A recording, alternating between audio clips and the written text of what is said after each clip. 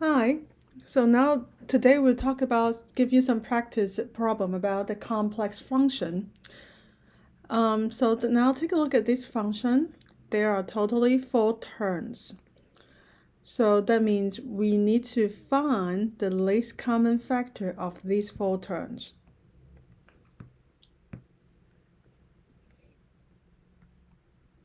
I'm sorry, the least common denominator of these 4 terms. Which 4 terms? 1 over x, 1, and the -1 over x. Actually, the negative sign doesn't matter that much because we're trying to find the least common denominator. So now take a look. What would be the least common denominator? Would be x squared, right? So that means we need to multiply x squared with each terms. Okay, and now let's see what do we have left. We have x squared plus x squared and x cross cancel 1x.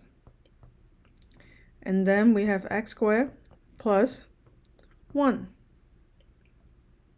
Here we go. That's it. I mean, if they can simplify, you need to simplify it. But they're relatively prompt to each other, so you can simplify. So some of you that may make that mistake, okay, they both have 3x. Let's cross cancel x squared. No, it doesn't work out that way. If you want to cross cancel all x squared, it has to have x squared in every terms. It has to have x squared for all 4 terms. Otherwise, this is the simplest term, the simplest form. Okay, now let's take another example. A little bit complicated one. 1 over b plus 1 over 2 all over 4 plus b squared minus 1. Okay, so for this one, so now take a look at this one. We totally have 3 terms. 1 over b, 1 over 2, and the 4 over b squared minus 1. And we need to find the least common denominator. There's 2 ways to do it. So the first way is to find the least common denominator and multiply each term with the least common denominator. Let's try to do the method 1 first. So the least common denominator would be what? 2b times b squared minus 1. Okay, so now let's multiply 2b times b squared minus 1, 2b times b squared minus 1, 2b times b squared minus 1. And then simplify it. b and b cross cancel, 2 cross cancel, b squared minus 1, b squared minus 1. Okay, so what's left is 2b squared minus 1 at b times b squared minus 1 over 4 times 2b, which is 8b. Now we can simplify it.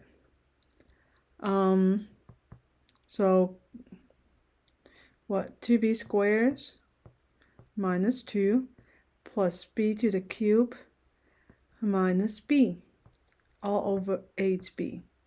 That's it. That's the simplest form. Okay, so now let me write down the question again and try to use another way. 1 over b plus 1/2 all over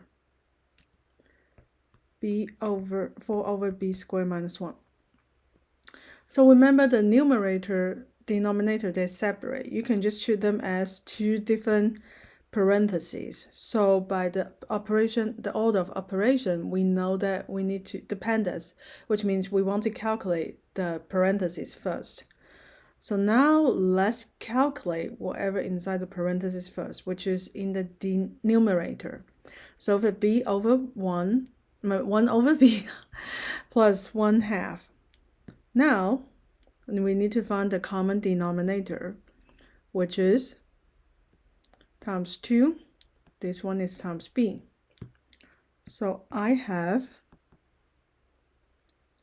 2 over 2b plus b over 2b, all over 4 over b squared minus 1. And then on the top, just look at the top. They have the common denominator. So what we do is you just subtract or add the numerator. So I have 2 plus b over 2b, not 2a.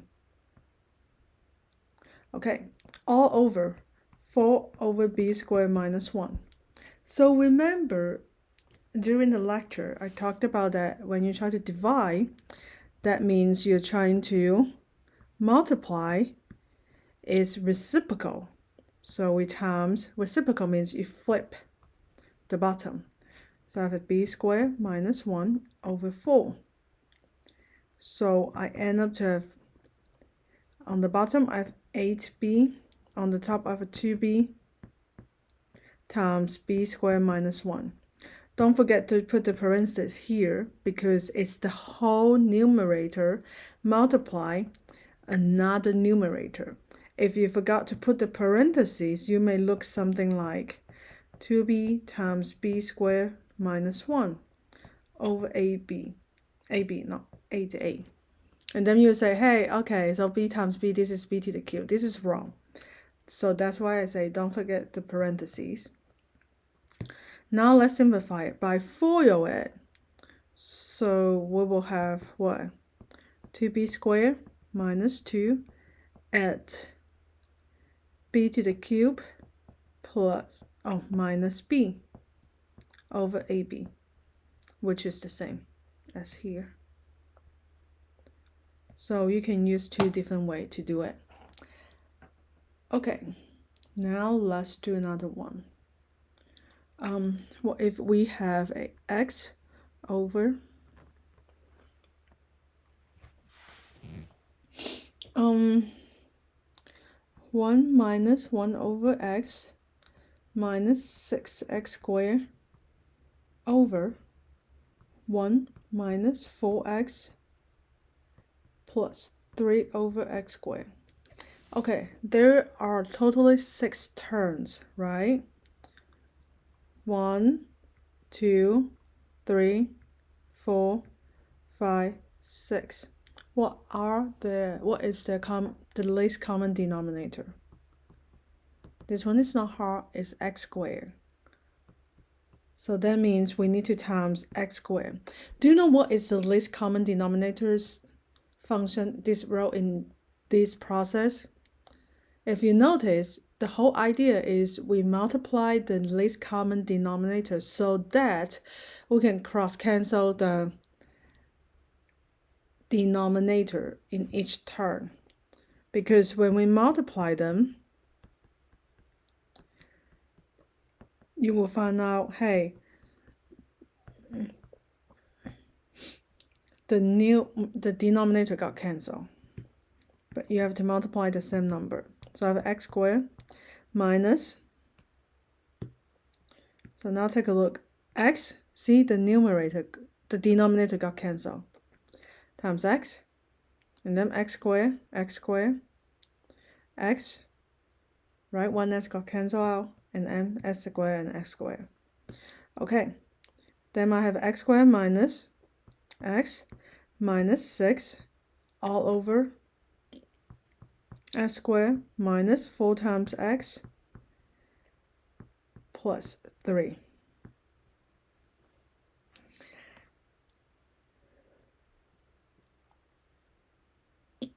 Okay, now maybe we can try to simplify it because we might be able to reduce the function.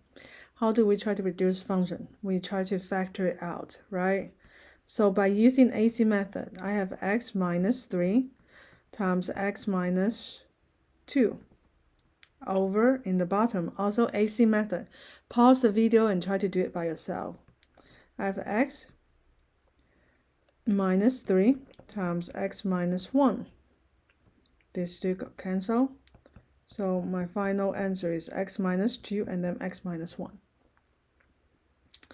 Okay, let me give you the last examples, which is a squared minus b squared over 4a squared over b over a plus b over 16ab squared. Okay, division means multiplication. Multiply the reciprocal, right? So the first step is you try to write it as a multiplication. Multiply, oh, this is not b squared, just b. Multiply the reciprocal, you flip it. So I have a 16ab squared over a plus b. Now let's try to simplify it. So first 16 and 4, we have 4 left. B squared and b, we don't have the square. Also a squared and a. Okay. And then the next is a squared minus b squared, the differences of square. So I can write it as a plus b times a minus b over, oh, no 4 anymore, just a times 4 times b over a plus b. And then a plus b, they cross cancel. So what we left is 4a times a minus b over a. So you can simplify it. Oh, 4b, I'm sorry.